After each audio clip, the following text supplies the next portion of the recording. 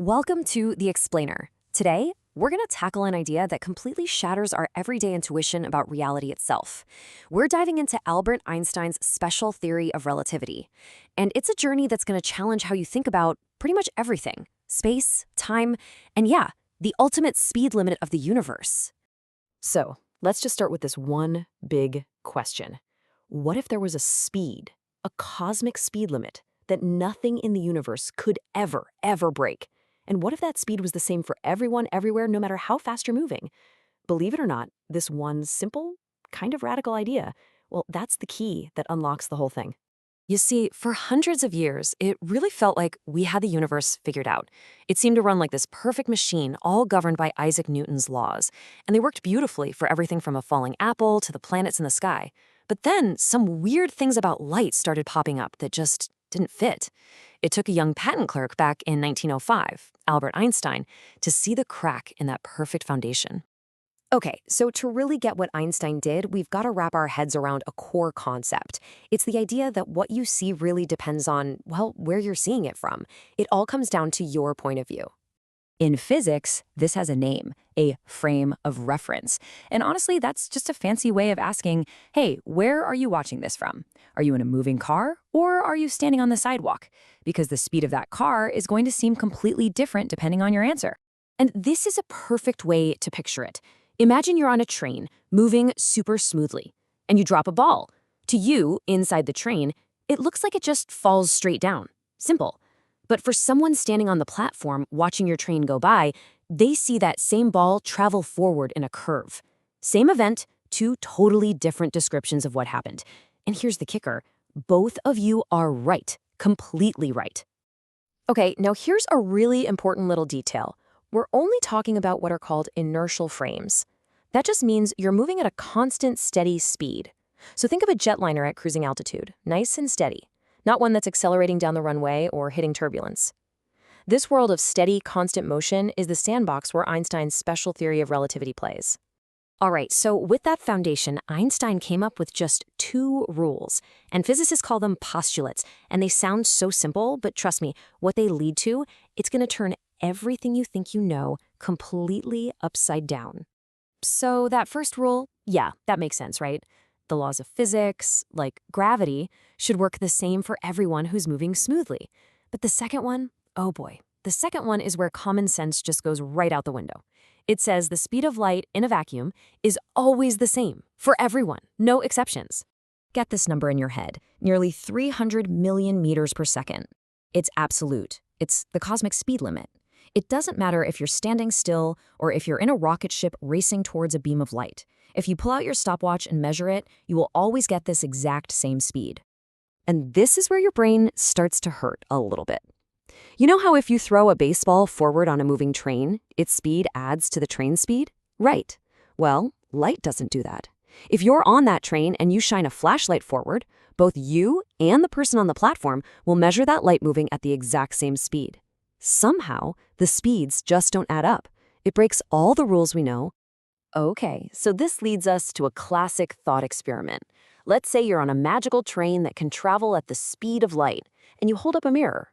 Will you see your reflection?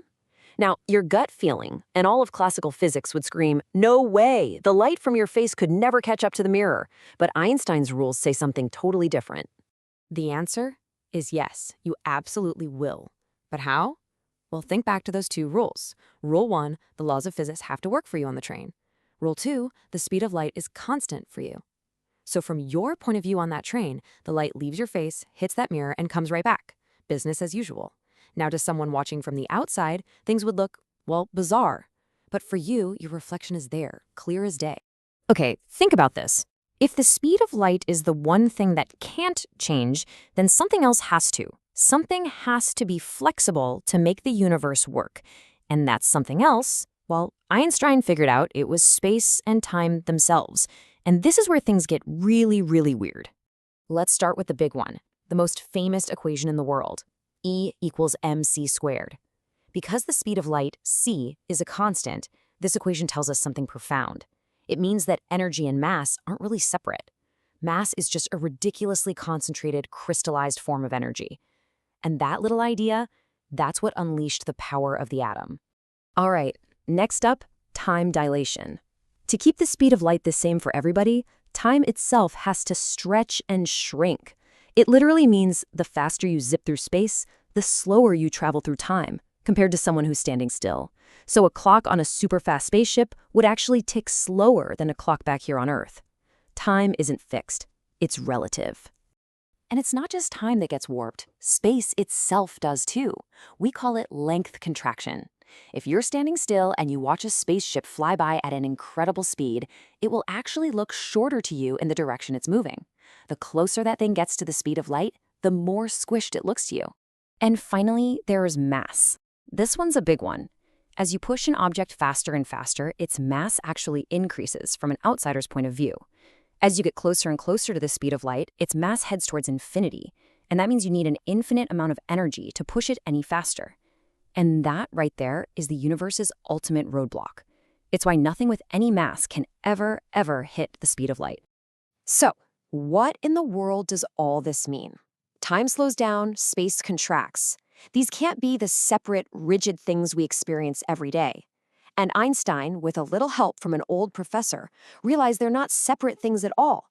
They're woven together into one single reality. And we call this unified reality space-time. It's this four-dimensional fabric. You take the three dimensions of space you already know, length, width, and height, and you weave them together with time as a fourth dimension, just as real as up, down, left, and right. Every single thing that happens has its own unique address in space-time.